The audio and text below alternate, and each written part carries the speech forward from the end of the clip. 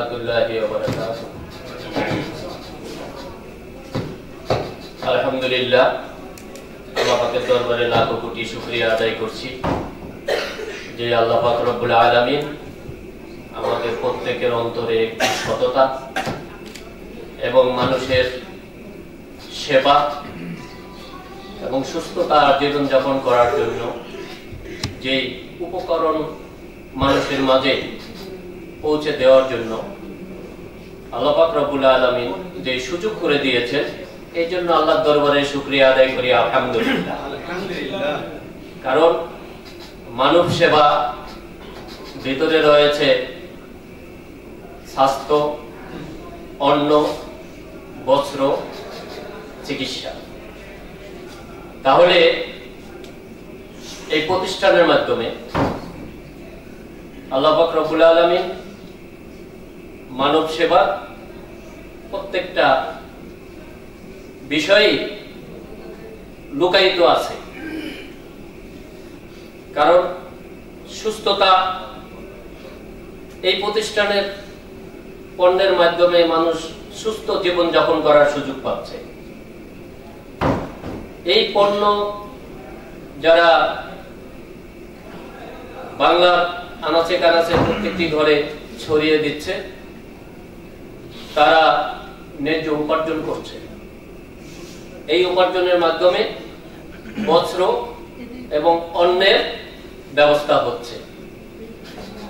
তো আল্লাহ পাকের দরবারে আরো শুকরিয়া আদায় করি যে পণ্য গুণগত মান আন্তর্জাতিক পর্যায়ে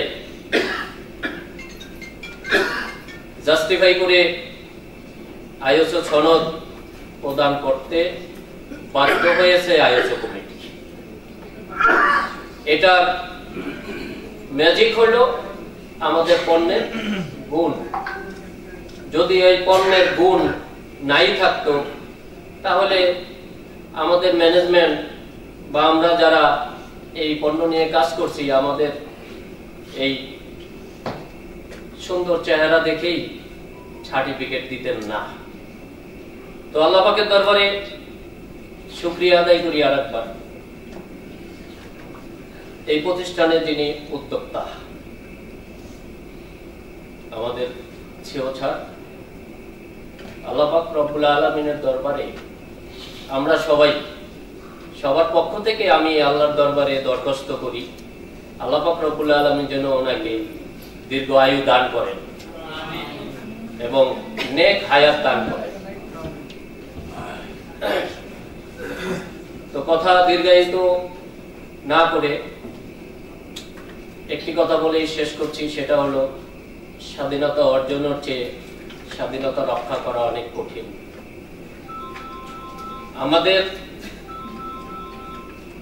যেহেতু আমাদের সকলেরই প্রতিষ্ঠান, আমাদের সকলেরই দৃষ্টি রাখতে হবে